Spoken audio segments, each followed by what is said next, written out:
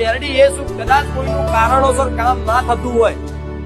કોઈ કારણોસર કામ ના થતું હોય પ્રાર્થના કરવા છતાંય પણ એ દીકરાને ને એ દીકરીને તે હું અહેસાસ તો એવું કરાવું છું કે હું બુખાર મેરડી જોડે એને એવો અનુભવ તો કરાવું છું ડગલે ને પગલે કે હું માતા તારી જોડે છું, ચિંતા ના કરીશ. ભલે તારું કામ નહીં કરતી પણ તારું કામ નહીં કરવા પાછળનું તે મારું કઈક રચામણ જુદું છે. તારા તે માગ્યું છે આટલું અને મારે હાલવું છે આટલું, એટલે કદાચ કોઈ કામ ના કરતી હોય,